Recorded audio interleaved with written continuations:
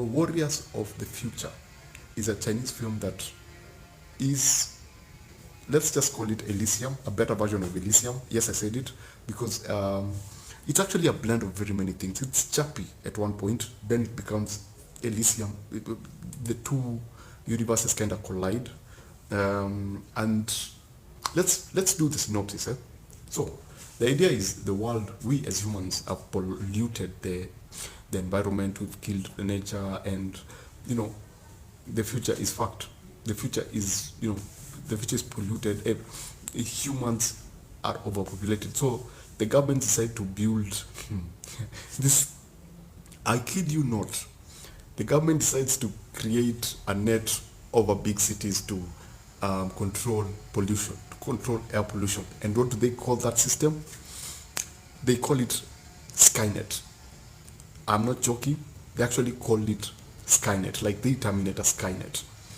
And after they build the Skynet, everything is working, everything is cool. But then a meteor just crashes through. It's from whatever. It crashes through and it starts growing, and they realize that whatever this thing that landed had a plant in it, and the plant started growing and started taking over. But here's the good side about the plant: it reduces pollution. It consumes the pollutants in the air and gives back clean oxygen. But the bad part is that it consumes everything around it. It grows as it consumes everything around it. And again, the name of that meteor and that plant is, and I kid you not, it's called Pandora. Yes, it's called Pandora. It's called Pandora. So this, now the task force that is put in place is asked to go and neutralize the threat. That's the synopsis of the film. Now, here's the thing: if you're going into this film, there are three things that you need to remember. One, give it time. Give it the first 25 minutes. You'll get there. Number two, if you're thinking about, if you're going in for the story, take that, put it in the freezer and forget about it. There is no story in this film. Just forget about the story. You'll get very, very, very, very much confused. Number three, at the beginning of the film, things may feel jittery. Things may feel that they're jumping from this point to this point. Things may feel like they're everywhere. The editing is all over the place. The pacing is all over the place. The first 25 minutes, just hold on. Don't leave. Just chill. Just wait. After those planes crash, and you know it when you get there, after they go in and the planes crash, that is where shit hits the fan. That's where the movie begins. And I'm telling you, this is kind of cool. This is one of those few films. The problem with Hollywood is that they preach too much. Check this video.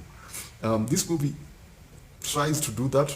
Tries to tell us a story and get us emotionally connected to the whatever to some kid, but they at a point keep that away and just bring out the awesomeness with the robots and the mech suit and the exoskeletons.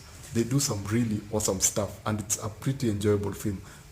After the 25th, I think, let me call it after the planes actually go down, that's where the real action begins. And then there's a particular scene, highway scene, something you should look forward to. And I think it's actually, they used that particular scene on their posters. Epic, simply an epic scene. And I'm not calling it an epic the Hollywood level. No, I'm calling it epic the Chinese level. Their CGI looks like video game cutscenes. But when they get there, the scenes are insane. The fight scenes are just too cool, way up to the end, and it's properly paced. I think the director is a good action director rather than a good dramatic director, because it's over dramatized some areas, especially when they go back to the offices. Everything is over dramatic, everything is stoic. But just forget about that. Just go in for the action. Promise you, the action is out of this world. If you were to going back to the CGI, please just this is a medium level scene. It's not up there with Avatar or a big budget Hollywood film. So just curate your expectation. The action scenes are the reason that you should be there. The CGI is not bad, but the action in the film is fantastic.